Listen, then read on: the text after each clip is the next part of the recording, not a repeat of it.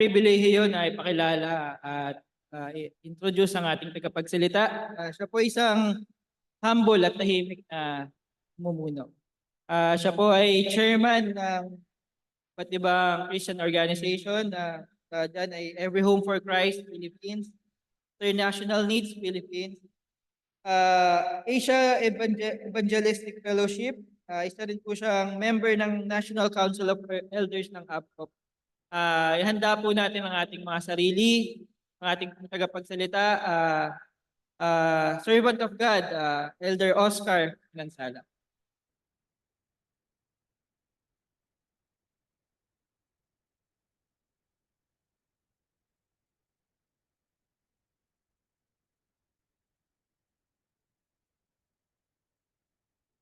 Ang umaga po sa inyong lahat. Sa pagpapatuloy po natin sa pagsamba sa umagang ito sa pag-aaral natin sa kanyang salita, ay magtuturo pa ko ng mga konting maliliit na definition at saka enumeration mula po sa likod. Itong nasa unaan ay hindi ko na tutukuyin. Yung mga nasa likod po simulan kong tanungin. Kaya kung ayaw niyong matanong, forward na kayo. Pag hindi po kayo nag-forward, tatanungin ko kayo. Walang ano yan ha. Walang sisihan yan.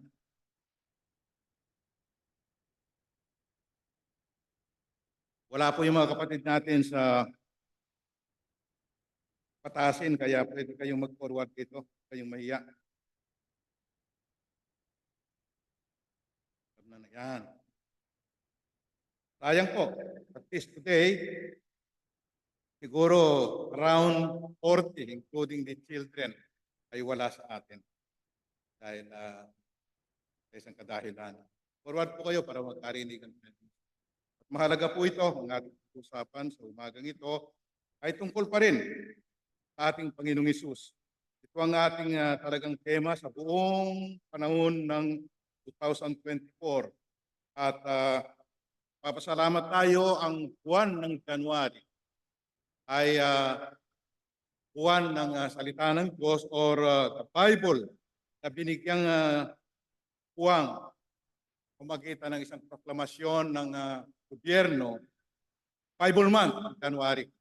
Mahalaga po ito sa atin at nakitang mahalaga ng ating gobyerno, ng pamunuan ng bansang Pilipinas, ang kahalagahan ng Biblia o salita ng Panginoon, at ito'y mahalaga rin para sa atin. Binigyan din natin ang puwang yan ng Pasig Bible Christian Mission. At ito ang tinatalakay natin sa buwang ito. Tingnan po ninyo ang kanilang sinasabi dito ng mismong panukala nito. Araw sa buwang ito na po ang katapusan, last Sunday natin, ng pagtalakay tungkol sa salita ng Diyos. God's Word, the breath of new life.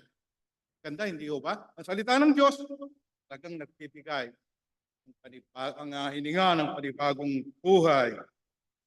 Ganyan po ang pagkilala ng mundo, ng bansa, at ganyan din ang pagkilala lalo na napahalagahan natin ang salita ng Diyos, ang Bible. At mga pag-aaralan po natin ito, ang Bible, ang salita ng Diyos, the written word, ang siyang nagkatawang tao. Tawang tao, walang iba, hindi ang Panginoong Hesus. Kaya po, gagamitin natin yan interchangeably. Sinasabi natin si Jesus tumutukoy sa salita ng Diyos na nagkatawang tao dito sa ating pag-aaral ngayong umaga. Salamat sa Panginoon. God's Word, breath of life. Iba't ibang salin ng ating mga Bible ay iba't ibang title ang binibigay po nila. Ang salita na nagkatawang tao ng ibang ito naman sa New King James Version, the eternal Word of God. Salita ng Diyos na walang eternal. Christ, the eternal Word sa New Living Translation. Doon sa Mabuting Balita, Biblia, ang pagkakasalin po ng titulo nila, ang salitang nakapagbibigay buhay na walang hanggan. Parapat lamang kung ganon. Dapat natin bigyang halaga ang salita ng Panginoon sa ating mga buhay. Makamtan mo ang lahat ng bagay, malaman mo ang lahat ng bagay sa mundong ito at sa mga hinaharap ng panahon, at mabasa mo ang lahat ng mga aklat at matutunan mo ang maraming mga katotohanan. Without the Word of God, kulang pa rin yan. Yung pong kahalagahan yan, dapat magbigay tayo ng halaga yan. Nakasalalay dito, hindi lamang ang buhay natin dito sa mundo, kung hindi ang buhay natin pang walang hanggan. Kung nagpapahalaga ang isang tao, kanyang kinabukasan, lalo na sa kinabukasan, pagkatapos ng buhay na ito, mahalin niya dapat ang salita ng Diyos. Dalangin po tayo, amang mapagpala sa lahat. Papasalamat po kami that today we have the opportunity, the chance to talk about your word. You have given us the time to talk about Jesus, the Word of God, who became flesh. We thank you so much that we have Jesus. We thank you so much that we have your word, O Lord. At sa Pilipinas, malaya kaming nakapag-aaral ng mga salita mo, malaya kaming pinapahayag ang aming pananampalataya. Kahit na ang aming gobyerno, nakita po niya ang kahalagahan niyan, Panginoon. Kaya nagtakda ng isang buwan, bawat taon, magiging Bible month, hindi lamang Bible week. Thank you so much. Ito'y impluensya. Nakita ng aming mga namumuno sa bayan ang kahalagahan nito'y dapat makita nun namin. Aming individual na buhay sa pamilya, mahalaga ito. Panginoon, para sa amin, para sa aming pamilya, para sa aming mga anak, upang kung tumating ang panahon, hindi sila mapariwara dito sa sanglibutang ito, kung hindi katiyak pa sila ng kanilang kaputunguhan sa buhay na walang hanggan. Salamat. Jesus, Word became flesh. Hindi ko alam kung naipadala natin ang ating mga punto. Ang naglagay po ako ng 4 na pag-uusapan natin sa ating outline, iikot lang po tayo rito. Ang unang mga talata ay nagpapatunay the deity of Jesus Christ. Ang ikalawang bahagi, the declaration of John the Baptist about the Lord Jesus Christ. Ang pangatlo, the disownment, the denial of the Jews, of Jesus Christ by the Jews. And ang pangapat po, ang uling puntos natin, the demonstration of God's wisdom, love, and righteousness in sending Jesus Christ dito sa mundo. Actually, nasa Tagalog po ng ating mga puntos talaga. Ang una, ang pagka-Diyos ng ating Panginoon. Yan po tinatalakay sa unang 5 talata. Sabi niya, in the beginning was the Word. In the beginning, the Word already existed. Nung pasimula ang salita na naging tao ng ating Panginoon Kristo, nandun na. Yung beginning na sinasabi dito, hindi po nagsimula sa Jerusalem o sa Bethlehem 2,000 years ago, hindi. He was talking about pre-incarnate Christ. Bago nagkatawang tao ng ating Panginoong Kristo, Diyos na siyang kasama ng Ama sa magpawalang hanggan, timeless, yung tawag yan. Hindi siya sakop ng time, hindi siya sakop ng kalendaryo. He was God, already God. From the very beginning, hindi yung beginning ng creation. From the very, wala tayong salita yan. Eternity ang tawag lang natin yan, eternity past. Pero walang talagang hindi natin ma-describe yan. Kulang ang ating karunungan, kulang ang vocabulary natin. Kailan simula yan? Wala pong pinagsimulan. Sabi, the Word was with God. Jesus, the Word, kasama na ng Diyos nung kasimula pa. Hindi doon sa creation ni Adam. Hindi doon. Doon, kamukhang ang salitang ito doon sa Genesis 1:1. In the beginning, God created the heavens and the earth. Yan. Dito sabi niya, in the beginning, the Word already existed. The Word of God, ang salita ng Diyos na naging Panginoong Hesus, ang salita ng Diyos na paraan ng kanyang pagpapakilala sa Kanya, na paraan ng kanyang paglikha, na paraan ng kanyang pakikipag-ugnay sa atin, ang kanyang kaisipan, naging tao. Dito sa verse 14. Anto na siya. Ano pa? Ang sinasabi niya rito, already existed before the time, before even the creation. creation nagsimula lamang sa panahon ni Adan. Pero maganda na rin yan. Pero Jesus, with God, ay mas matagal na matagal. Walang sukatan. Naroon na siya. He already existed before the creation. He existed with God in the beginning. Eternity ang pinag-usapan ko riyan. God created everything through Him. Kung sinasabi sa unang mga talata natin, ang lahat ng bagay nilikha ng Diyos, ang mga bagay na nakikita at hindi nakikita sa pamamagitan ng ating Panginoong Hesus. Doon sa Colossians 1:16, sabi niya, nilikha ang lahat ng bagay sa pamamagitan ni Jesus at para kay Jesus. Yeah. He was the agent of creation and creation was made for Him. Exclusive. Wow! Yan ang salita ng Diyos, yan ang Jesus. Yan ang nagkatawang taong dinidescribe ito sa verse 14. God created everything to Him and for Him. Ito, through Him lamang ang sinasabi sa tiyan, pero doon sa Colossian, para sa Kanya, pinagdag niya. Siya ang salita ng Diyos, ang salita ng Diyos, hindi lamang sa manlilikha ng lahat ng bagay, siya rin ang nagbibigay buhay. Jesus. Without Jesus, there is no life. Without Jesus, there is no creation. Ano ang creation na tingnan natin? Sabi niya, ang lahat ng creation na visible and invisible. Yung nakikita natin, yung hindi natin nakikita. Basta nilikha yan sa pamamagitan ni Jesus at nilikha yan para kay Jesus. Ano yan? Kita natin ang mga bundok, ang mga dagat, ang mga ocean, ang mga punong kahoy, ang mga bituin, ang mga buntala, ang lahat, ang hindi pa maabot ng ating paningin, nilikha yan ng ating Panginoon. Wow!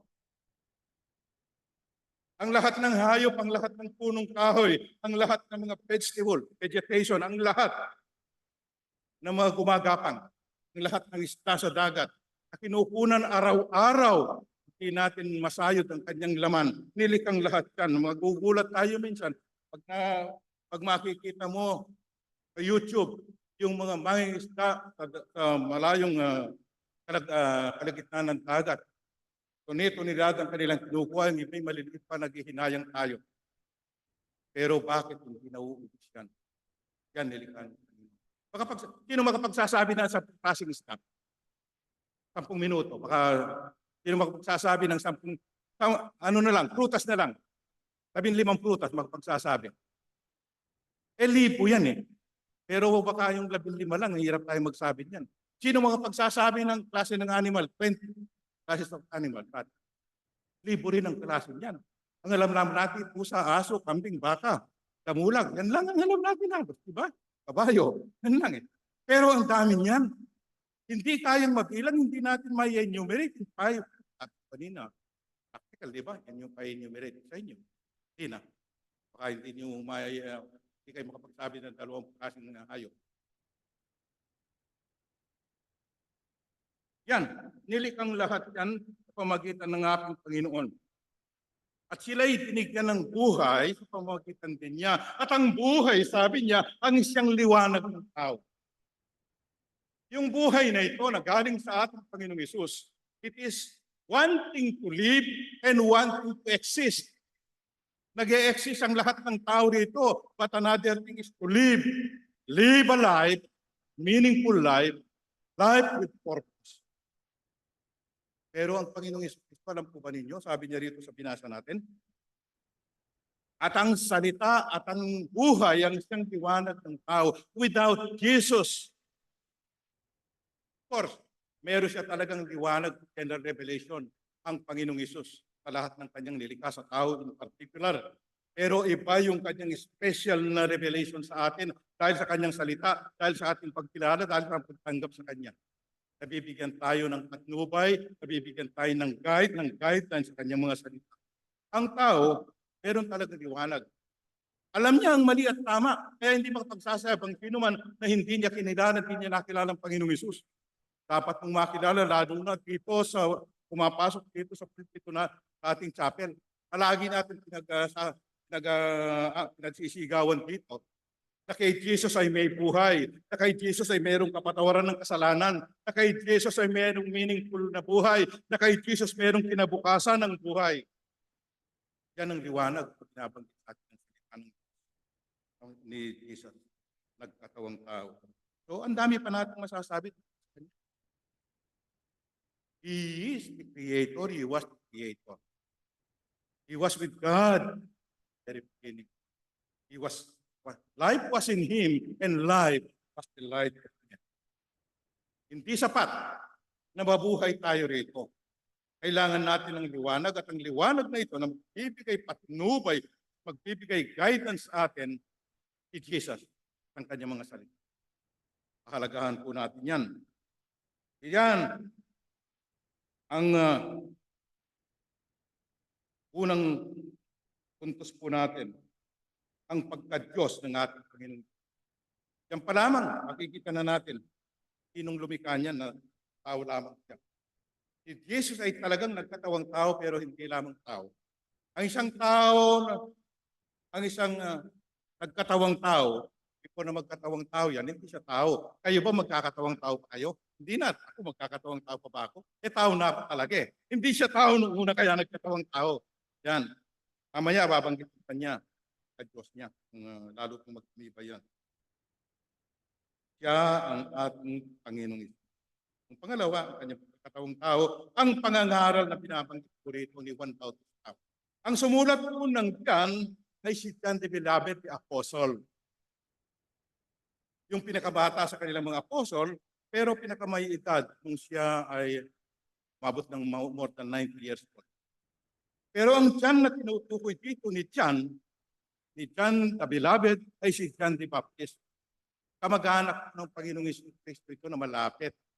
Pero matanda ito ng 6 kay Jesus. Pero ang sinasabi niya rito, itong aking sinasabi, ang pangangaral ni JP, John the Baptist, para mawayang maiksi na lang, JP na lang ang tawag natin. Ha?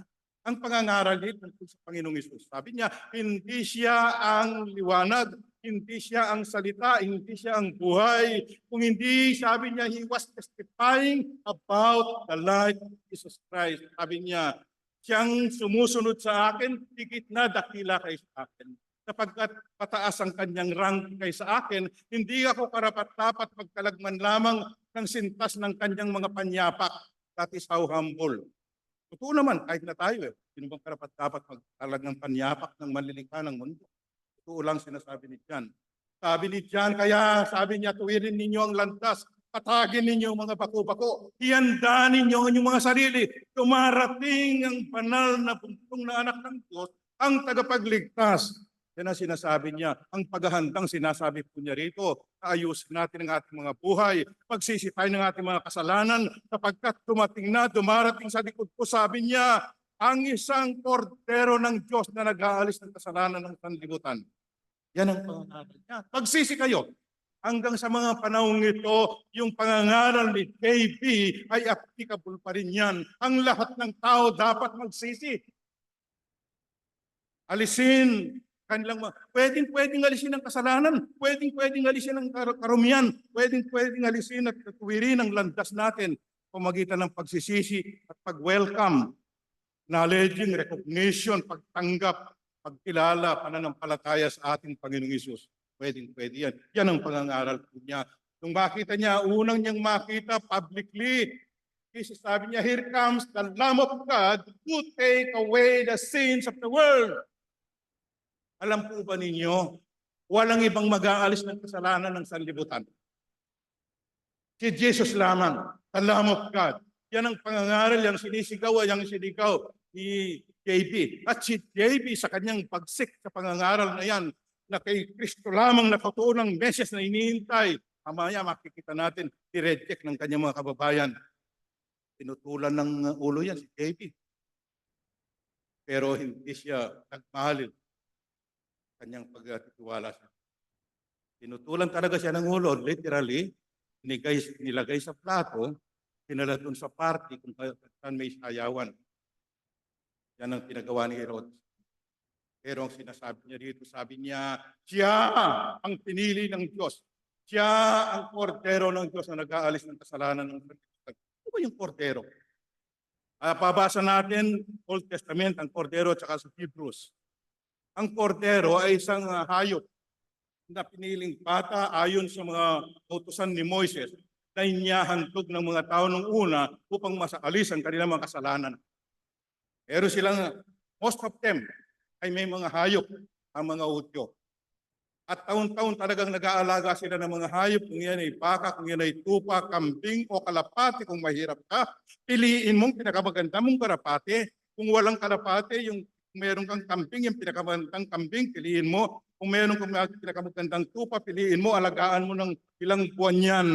Yung kakyutan niya, unblemished yan, walang galis, hindi pulag, hindi pipi, yung hayop na yan, hindi bingi, hindi pilay.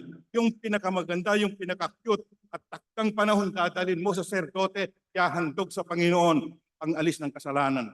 Sa totoo, hindi nag-aalis ng kasalanan pala yan. Pero iniutos na rin ni Moses upang maging simbolo, upang maging isang larawan ng darating na panahon na dumating na nga ang Panginoong Jesucristo 2,000 years ago na ipanganak sa Bethlehem. Namatay dun sa krus ng Kalbaryo after 33 years. Sa atin, we are looking back, they were looking forward sa kanina ng kanilang paghahandog. Isang piniling hayop na inalagaan mo, yung pinakamamahal mo. Kung marami kang hayop, yung pinaka-the best yan.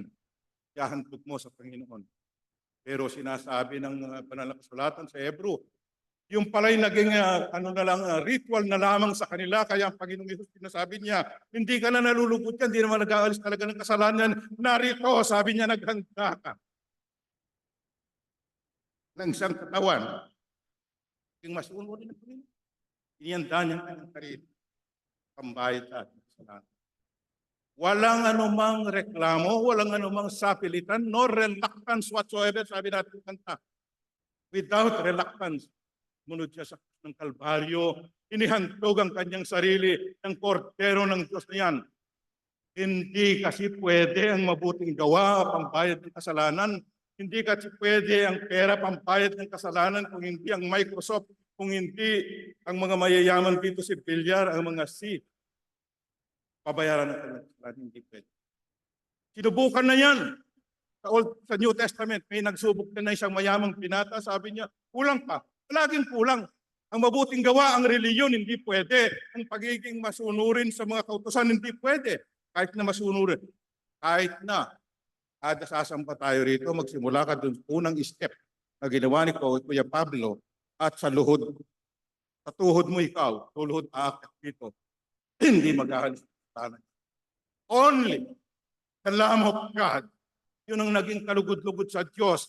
Ang nagkatawang taong bugtong na anak ng Diyos, kasama niya from eternity past. Yung salita ng Diyos, ang salitang ipinahayag ng Diyos na nagkatawang tao, ang paraan ng kanyang communication, ang paraan ng pag-ugnay sa atin, relation sa atin ng Diyos with Jesus, yun lamang ang pwede.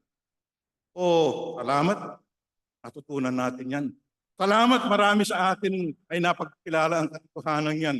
Pero kung meron pang hindi pa maliwanag sa inyo na kayo ay pupunta ng langit, lumipas, natapos ng buhay natin dito.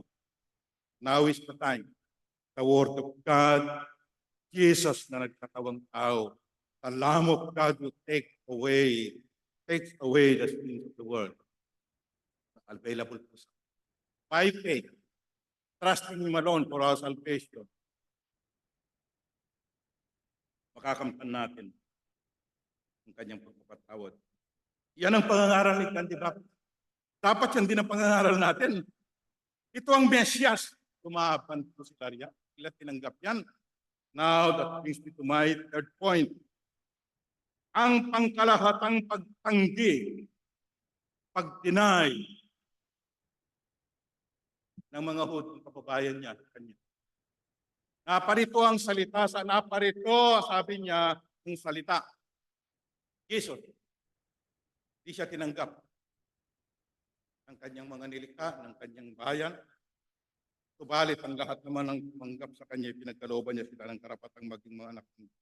Tingnan nga natin yun, basahin natin yun. God sent a man from John. Na natin.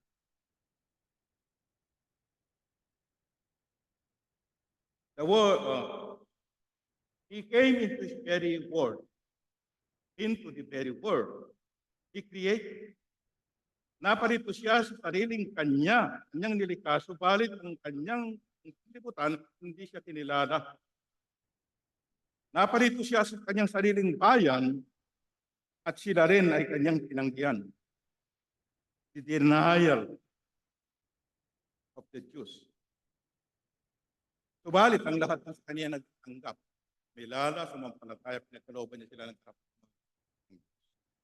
Naparito ang lumikha ng mundo sa mundong nilikha niya. Naparoon, sabi niya, doon sa mga kababayan niya sa sa Israel. Doon siya na ipanganak sa Bethlehem. Siya tinanggap ang kalahatan of course. Yan, mga tumanggap.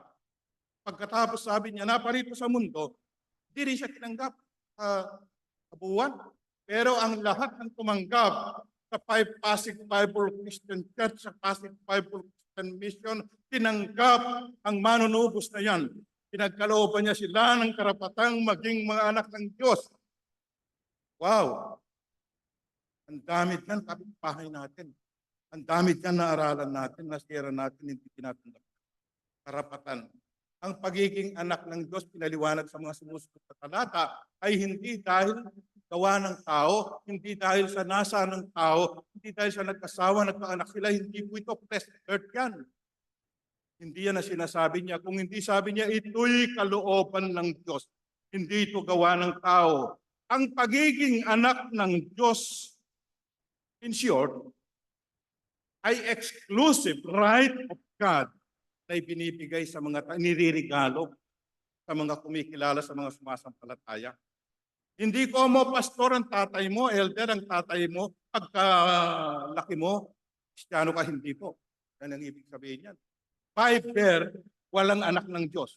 Totoong anak tayo ng Diyos by creation, pero yung unang magulang natin, sina Adan at Eva, nagkasala sila ron at doon sa Garden of Eden. At nung sila'y magkasala, ay pumasok ng kasalanan sa tao, tayo nagkaroon na rin ng pahid ng kasalanan. Sabi lang, manang kasalanan yun, di man natin minana yung kanilang ginawa, yung kapasidad na magkasala, kahit na sino pa man yan, nagkakasala, walang hindi nagkasala. Sinasabi ng Romans, sabi, all have sinned and fall short of the glory of God. Ang lahat ay nagkasala at hindi nakaabot sa pamantayan ng Diyos. Lahat tayo. Ito lamang ang paraan. Kaya ang kaligtasan, ang pagiging anak ng Diyos, ay hindi nakukuha sa anumang paraan. Ito'y iniririgalo ng Diyos sa bawat taong makasalanan, nagsisisi ng kanyang kasalanan at sumasampalataya sa Diyos. Panginoong Isus, ito'y makasalanan. Unawa ko, ikaw ang kordero ng Diyos na nag-aalis ng kasalanan ng sanlibutan. Palagi kong naririnig, ikaw ay namatay sa krus ng Kalbaryo, pambayad sa aking kasalanan, at tunay nagdanak ka ng dugo, panghugas ng aking kasalanan. Ikaw ay nalibing para sa kasalanan ko. Diba? 3 araw muli siyang nabuhay. Yan po ang tinuturo ni pinangangalan ni Dito. Ang pangkalahatang pagtanggi ng mga Hudyo kay Jesus. Tinanggihan siya. Kamukhang kamukha ito. May bahay si Ate Joan, Kuya Juni. Uuwi siya sa bahay niya mamaya. Meron ba kayong kasama sa bahay? Wala. Sinong may kasama sa bahay ni Ate? Wala. Pare-pareho tayo, kawawa ng bahay. Wala rin kami kasama sa bahay. Meron kami kasama sa bahay, si Ate De, iniwan po kami. Ito, sino pong may kasama sa bahay? Kayo, Ate Salve, may iniwan kayo? Yan. Ito, kung meron kayong kasama sa bahay, kamag-anak kung iniwan nyo, pag-uwi ninyo, ayaw kayong pagkakusan. Ganyan ang nangyari sa Panginoong Isus. Sabi niya, pumunta siya sa sariling kanya sa Israel, hindi siya tinanggap, ni-reject siya. Tama, nakita natin yan. Sa Bethlehem, nung siya ipanganak, yung sabi ng kanyang magulang, Salaman, si Joseph at si Mary, naghahanap sila ng hotel. Sabi niya, occupied. Wala kaming lugar dito. Finally, mabuti mayroong isang bahay. Ang sabi niya, puno kami dito, pero dyan sa sabsaban, dyan sa kulungan ng mga baka, ng mga hayop, medyo mabanto talaga riyan. Pwede kayo riyan. Tinanggihan siya ng sariling kanya. Di pa rin yung naranasan yan. Isang araw, umuwi kami nung nagsisimula tayo sa Laguna, mga past 9 na. At doon pa naman, nagsimula yung aking gout. Meron kaming lumang sasakyan, galing kami dun sa SPCC. Pagdating namin dyan sa Manggahan, saya kami, pinuksan ko yung gate. Ay, tulungan mo naman ako. Ano nangyari sa'yo? Hindi ko alam, ikaw pala ako. Tumumpong siya, no? Kalamig siguro ng kotse, at sa haba ng tiyahin na ano yan, kapag kami dito sa umaga, kami na sa Santa Cruz sa hapon. Nung umuwi kami, past 9 na. Bukas ang ilaw. Bukas ang ilaw. Pumatok kami. Nandun ng aming kasama. Ano yan? Hindi kami pagbuksan. Si Manny natutulog na. Siguro 1.5 years old, 2 years old natutulog. Yung aming kasambahay, hindi kami pagbuksan. Ganyan na ganyan ang nangyari sa Panginoong Hesus. Masakit yan, di ba? Bahay mo yan, hindi ka pagbuksan. Finally, buksan mo to. Bakit hindi pwede matulog dito sa labas? Gamit yung garahe namin. Mayroon na kaming garahe nun. Pumukas siya. Sumalubong sa amin, anong sinasabi niya? Sabi niya, may tampo pala siya sa amin. Bakit daw siya? Sabi niya, bihira lang siyang pwedeng manood ng TV. Bakit si Manny pwedeng manood ng TV? Want to sawang. Gusto niya, lalo na pag Sabado walang pasok. Bakit daw pag umuwi kami, yung chocolate malaki yung kay Manny, yung kanya maliit? Yun ang tampo niya sa amin.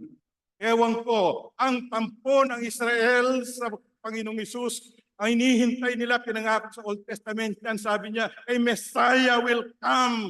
At ipagtatanggol kayo, a Messiah will come. At ang suliranin ninyo ay kanyang lulutasin. Dumating, ipinanganak sa sabsaban, hindi nila matanggap. They were expecting a warrior like David, their favorite king. Dumating si Jesus, mahit. Talagang sa sabsaban, hindi nila matanggap ang Mesias na yan. Kanyang bang tagapagligtas namin, walang magagawa yan. Wow. Pero ang Panginoong Hesus, nagtyaga, Diyos ko, araw-araw na sa sinagoga, pinangangaral ang mabuting balita. Pinangangaral, sabi niya, minsan parang, tingin mo parang nabubuisit na rin sa mga Pariseo, sabi niya sa mga Pariseo, kausap niya, ako nga yung sinasabi niyo ng banal na kasulatan, ako nga ang Mesyas, sabi niya, ayaw niyo sumampalataya sa akin, sabi niya, kung ano ang claim ko sa aking sarili, talagang mamamatay kayo sa inyong makasalanan. Kapako ko sila ng batab. Alin sa aking mga ginawa, alin sa aking mga nakita niyo yung ginawa ko, ng dahilan, babatuin niyo. Wala, kakang ginawang masama. Sabi niya, pinabat pa namin patayin dahil ikaw ay tao lamang, nakikipantay ka sa Diyos. Doon niya sinabi ni Jesus, sabi niya, ang pinagmamalaki niyo si Abraham, si Moises, sabi niya, bago si Abraham, ako nga. Kukuha na naman ng bato. Mabuti. Nakatakas ng mabilis ang Panginoon. Ang Panginoong Isus, ang galing tumakas niya. Pero alam niyo, tumatakas siya para hindi masaktan ng kanyang bayan. Dahil kung masasaktan nila siya sa walang panahon na, wala pang panahon, eh pagkakalagyan sila. That is how it is. Naparito siya hindi lamang sa kanyang bayang Israel, sa kanyang nilikhang mundong ito, pero kukunti lamang even here. At PBCC, PBCM, at kukunti lamang nakakatiyak, at kukunti lamang ang mamahal sa nagkatawang tao. Anak ng Diyos sa kanyang salita. At kukunti lamang ang hindi nahihiya magdala. Parang nakakaya. Parang nakakaya na ito. Diba? Eh, ito marami akong Biblia, pero ito magaang. At saka very ito, kahit na sarado na, hindi pa sira. Yeah. NLT, binigay lang sa akin. Salamat. Ayo, dance natin ito. Huwag po natin tatanggayan. Ngayon, kinugulo sila ng mga Hamas, kinugulo sila ng mga Hezbollah, kinugulo sila ng Iran, kinugulo sila ng mga Houthi. Ang Israel, ay parang gusto ang tao guluhin pa, gusto ang tao tirahin pa bago magpakumbaba at maraming tumatanggap sa Panginoong Israel dahil sa gulong niya. Minsan kailangan mangyari yan. Huwag na po natin hintayin marami pang tulog. Huwag na nating hintayin ang mga karamdaman, ang mga problema sa buhay bago tayo bumalikwas, magsisi ng kasalanan. Kilalanin si Jesus, ang salitang nagkatawang tao. Yan. Ang pangalatang pagtanggi. Pero ang lahat naman ng sa kanya nagsitanggap, pinagkalooban niya sila ng karapatang maging mga anak ng Diyos. Oh, ang sarap, hindi ba? Dapat pabwisit na sa atin, Panginoon. Pero hindi, napakapasensya niya. Never na naubusan siya ng pasensya. Ang haba-haba ng panahon.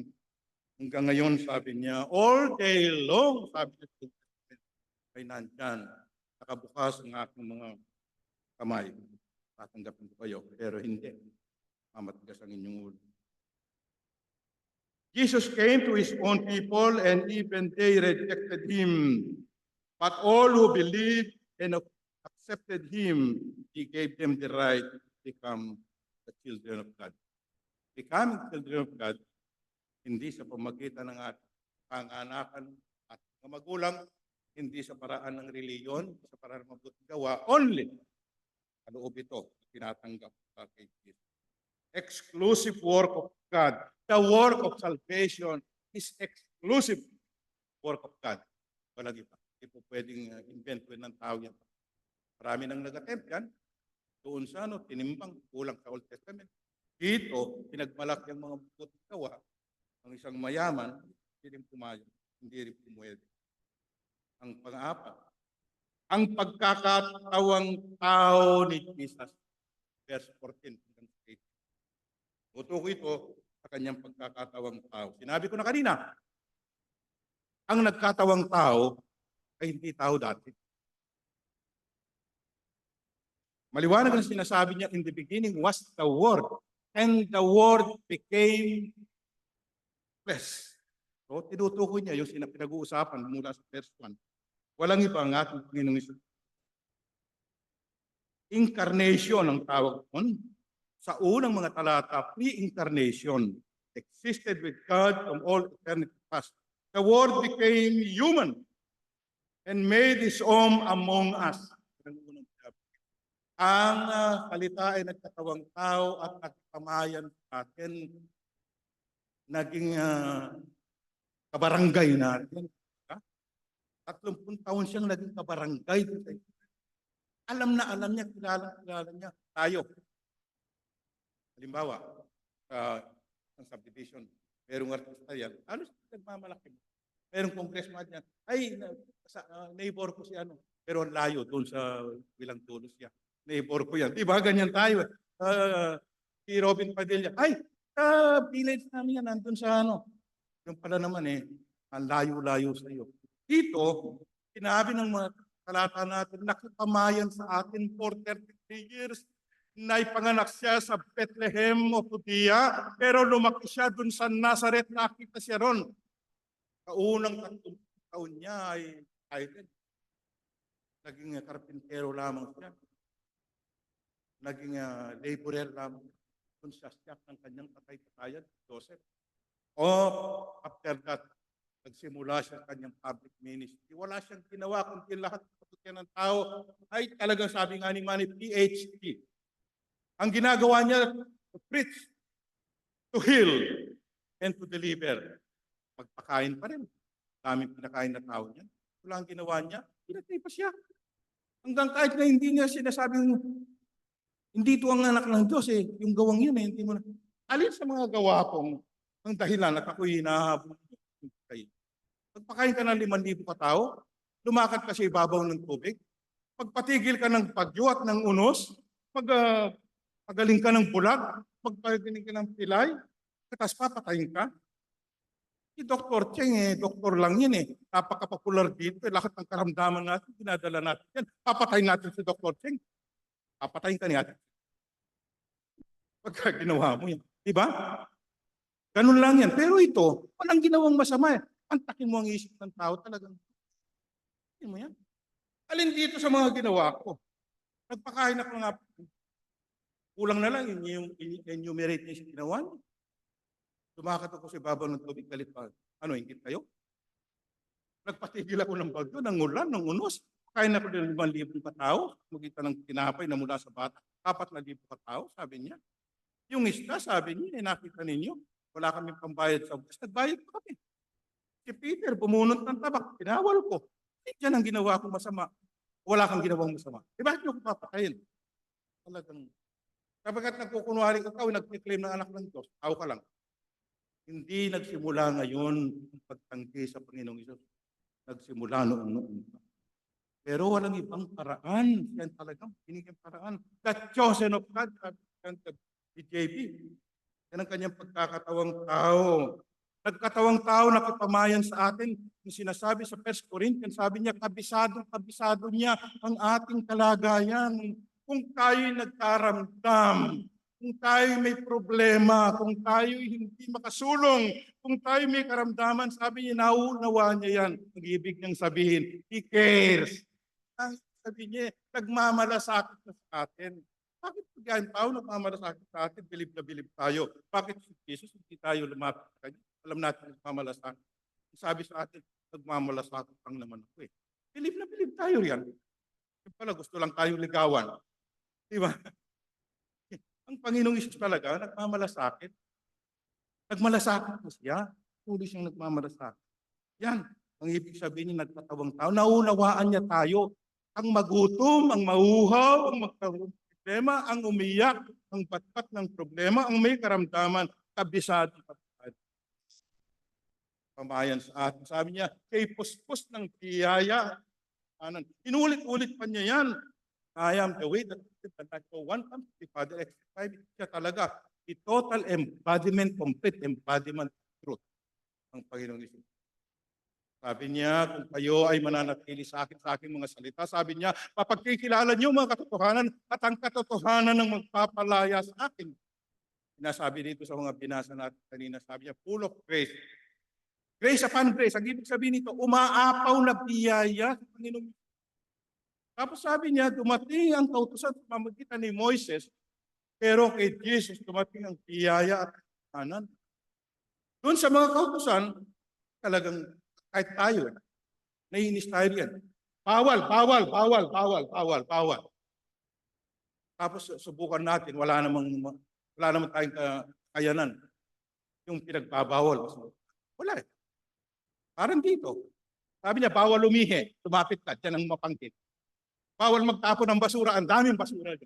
Yan ang hirap na bawal. Dumating ang biyaya rito. Ang biyaya, ang ibig sabihin niya, yung wala tayong contribution, yung hindi nararapat para sa atin, yung hindi tayo entitled, ibinigay pa rin niya, sinasaksak sa balungos natin, ayaw pa natin tanggapin. Ang kaligtasan ay biyaya, for by grace are you saved through faith, and that not of yourself is the gift of God.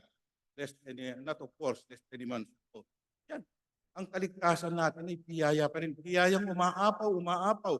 Hanggang ngayon, biyayang umaapaw. Kaya nagkapagpapatuloy tayo sa ngayon, akala natin dahil sa ating galing, akala natin dahil sa ating mga kalakasan, akala natin dahil sa ating mga pinag-aralan, tulong lahat yan. Pero yung biyaya ng Diyos, nabubuhay pa tayo, nandyan tayo sa ating mga pinaralagyan, ay dahil sa kanyang biyaya. Yan ang sinasabi niya. And the Word became flesh and it dwelt among us, and we have seen His glory, as unto the only begotten Son of God. Glory! Kung tayo ng glory rito, kanina pag-isapan namin ng glory, glorified body. When we talk of glory, about the Lord Jesus Christ, we talk of His holiness, we talk of His greatness, we talk of His righteousness, we talk of His power and authority. Yan. Glory, nakita nila yan. Nakita nga nila doon sa Mount of Transfiguration. Talagang maliwanag na maliwanag. Yun ang glory. Yung glory, sabi niya. Sabi niya magkakaroon ng glorified body. Parang ganyan. Maliwanag na maliwanag. Minsan nararanasan natin yung glory niyan pansamantala. Pag tayong ating nailapit natin sa Panginoon, nung makilala natin ang Panginoon, tayo parang isang bako lang mukha natin, parang hindi na natin kayang talhin ang mga problema sa buhay, bigla-bigla napatawad tayo ng ating mga kasalanan, pati yung mga ating problema sa mundo, na-solve niya. Ay, kung na-solve yan, sa akin, naranasan ko yan. Biglang magliwanag ang mukha natin yan. Glory of God. Nasabi ng glory niyan kay Solomon, nakita natin, pinabanggit ng Panginoong Isus. Ang sabi niya, bakit ka nagwo-worry sa mga bagay na kakainin mo, daramtin mo? Sabi niya, pangistan mo ang mga ibon sa langit. Hindi sila nag-ipon ng bangon, wala silang bangon, wala silang warehouse, pero kumakain sila. pasdan mo ang mga bulaklak sa parang, mga damo. Naririto sila, sabi niya, bukas, sabi niya, tuyo sila, igagatong. And yet, not even Solomon, in all his glory, was taught, not even like one of them. Yun, ang glory, ang karangyaan sa buhay. Kahit si Solomon, sabi niya, bakit ka nag-worry? Ang ibig niya sabihin, if first the of God and His righteousness, and all this shall be added unto you. Si Jesus, ang ibig niya sabihin yan, come unto me. Sa lahat ng mga may problema, I'll give you rest. Hindi sapat ang kikitahin natin sa mundo. Hindi sapat ang achievement natin sa mundo. Only Jesus is more than sufficient. Tatanda rin tayo, hindi pa ninyo nararanasan yan. Kanina, bumangon ako, kala ko malakas ang kapasalamat. Pero pagtapos ng kaliwang, kaya umakit ako diyan, pero salamat, may kamay tayong binigay ng Panginoon. Nakakatulong sa pagkakit, hawak. Yan ang nagagawa ng yan. Salamat. Continuous grace through Jesus Christ alone. Jesus is superior to Moses. Kasi Moses, kumakita ng Jesus is superior than the Baptist, even Abraham. Walang katumbas, walang kapara, walang no comparison with any human being. Created lahat yan. May katapusan ng buhay nila. Pero ang Panginoon ay walang katapusan. Ang buhay, nagkatawang tao siya, nag-clothe siya ng physical body, pabalik siyang kanyang din. Kailangan pwede, dahil hindi siya nagkasala, hindi siya dumanas ng anumang na stay ng kasalanan.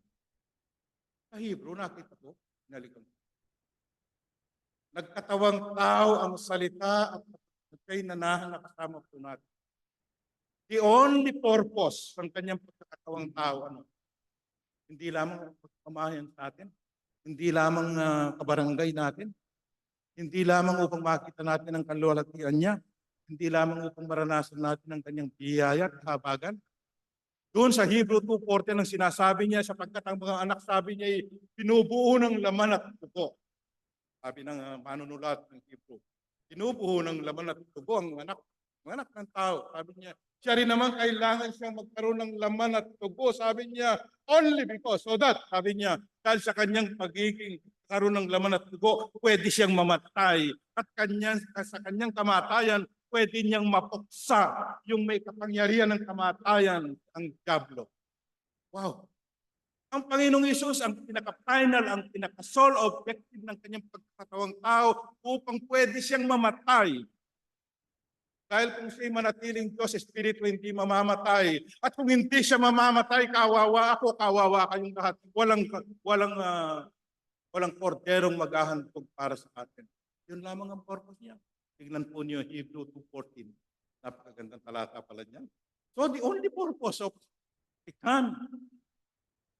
man, like us, human, para siya is capable of dying, and by his dying, he will put to death, destroy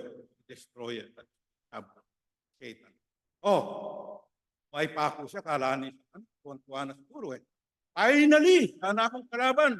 Ito palang pinagmamalaki, ito palang inuhula. Sabi niya, alam niya, marunong din yan. Kaya hindi niya alam, para mo isa. Yan ang ating kapatid. Mga kapatid, mga kaibigan, the word became flesh to speak no other. Ang pagka-Diyos ng ating Panginoong Hesus, ang pangangaral ni Juan Bautista tungkol sa Panginoong Hesus, ang pagtanggi ng karamihan ng kanyang mga kababayan, ang mga Hudyo kay Jesus, at ang pagkakataong tao ni Jesus. Huwag po natin kalimutan yan. Dahil kanyang pagkakataong tao, ang pinakadulong-dulong niyan talagang dahilan ay upang tayo ay mapayaran sa ating kasalanan. Salamat sa atin at palayain.